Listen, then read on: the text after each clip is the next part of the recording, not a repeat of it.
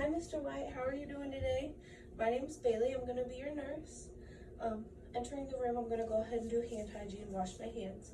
I'm going to make sure the whiteboard on the wall is updated with the correct date, my name, and the patient's name. I'm going to go ahead and make sure there's no clutter around the room that anyone could trip on. I'm going to make sure that Mr. White has a water pitcher and that he has a trash can nearby for convenience.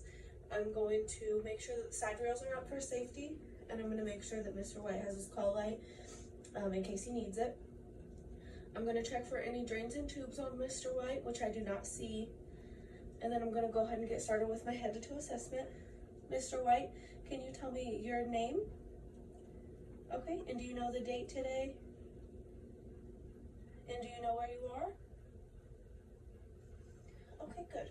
I'm just going to go ahead and check your pupils out here.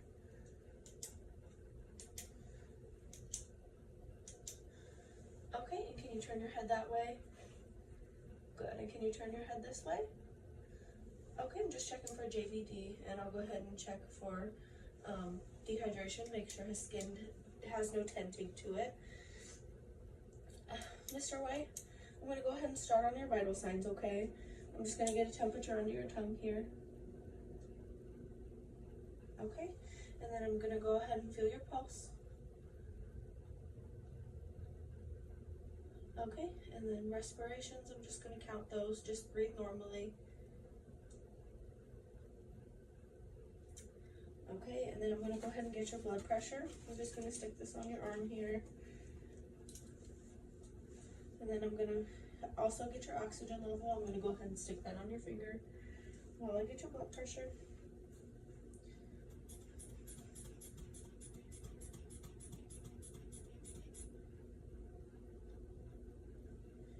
Okay. I'm going to go ahead and take that off your finger there. Okay, Mr. White, I'm going to go ahead and listen to your apical heart rate for 1 minute.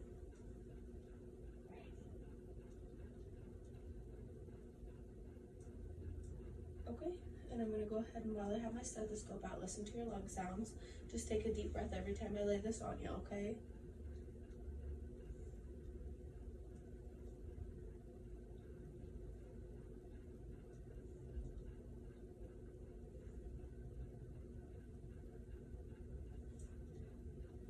Four sounds under this arm.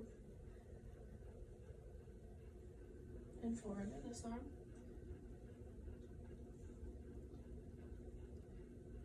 Okay, and now I'm going to roll you here, listen to your lung sounds on your back.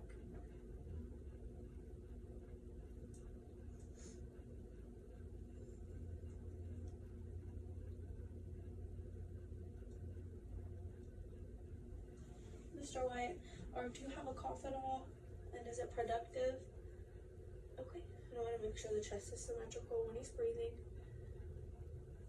Okay, and I'm going to go ahead and listen to bowel sounds here.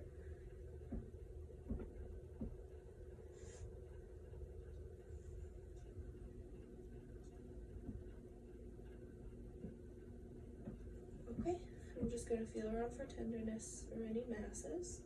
Tell me if you have any pain. Okay, and when was your last bowel movement? And do you have any burning or frequency when you're urinating? Okay, can you wiggle all your fingers for me? Good, can you tell me what finger I'm holding over here? Okay, and what finger over here? Okay, can you squeeze my fingers? Good, can you push? And can you pull? Okay. Do you have any pain or numbness or tingling in your hands? Lay down. Lay. Okay, no pain, numbness, or tingling. I'm just going to feel your pulses on both sides here. Okay, and I'm going to make sure your cap refill is less than 3 seconds on each finger.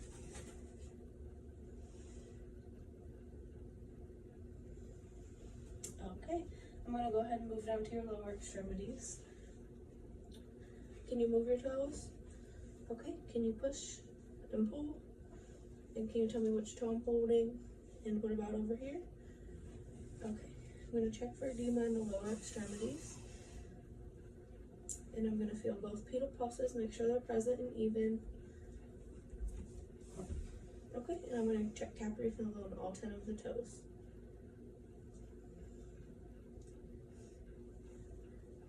Okay, Mr. White, I'm going to go ahead and document what I found here, and I'll be back with what the doctor has ordered.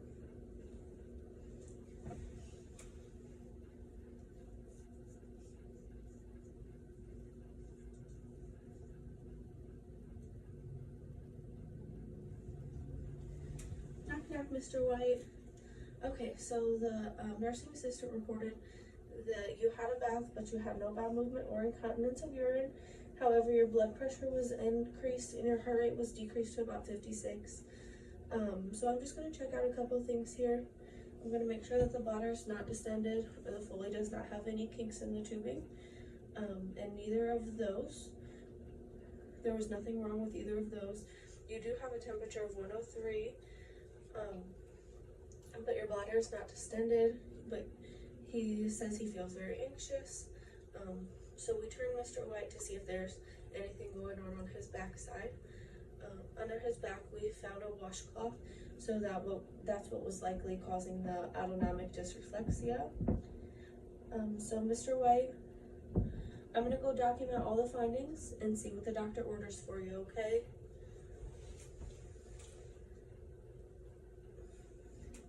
Knock, knock. Okay, Mr. White. So the doctor has ordered nitroglycerin, 0.4 milligrams sublingual. And what that is that is a vasodilator. It just relaxes the blood vessels so they're not pumping as hard, and it's not increasing your blood pressure. So your blood pressure will hopefully decrease with this medication. Sublingual means it's just going to be rested under your tongue and you're going to let it melt there. You don't want to chew it or swallow it whole. Some side effects of this medication are blurred vision, dry mouth, you might get a rash or some hives, you may be a little itchy, nausea, vomiting, maybe a little weakness, but since you're here, we're going to go ahead and monitor those for you.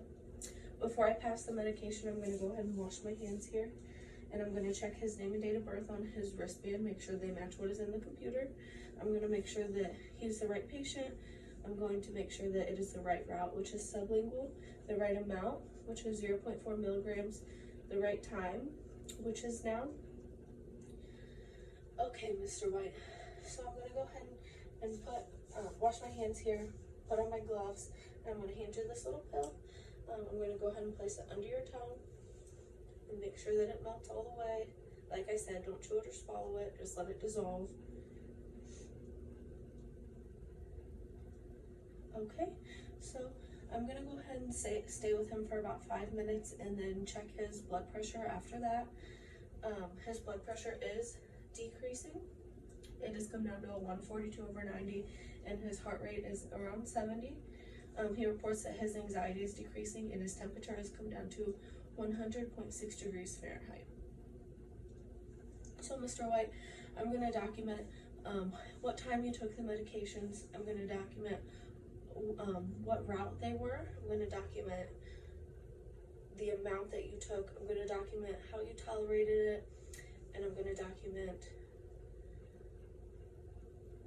the date that they were administered. Okay, Mr. White, I'm glad that's making you feel better. I'll be right back, okay?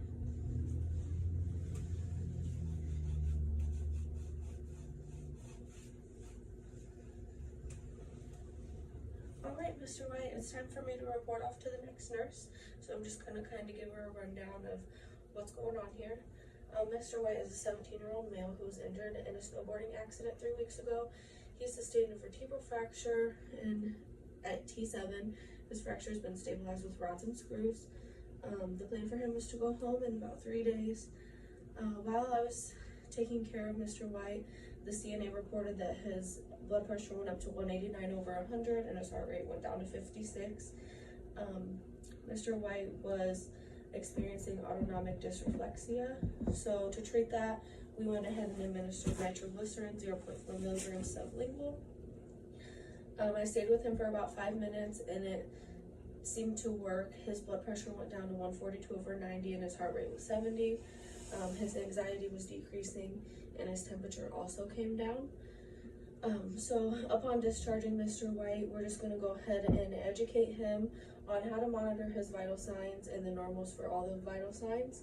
We're gonna educate him on what autonomic dysreflexia is and how you avoid getting that again. And we're gonna let him know what you can do to stop it and what to look for to stop it. Okay, Mr. White, have a good day.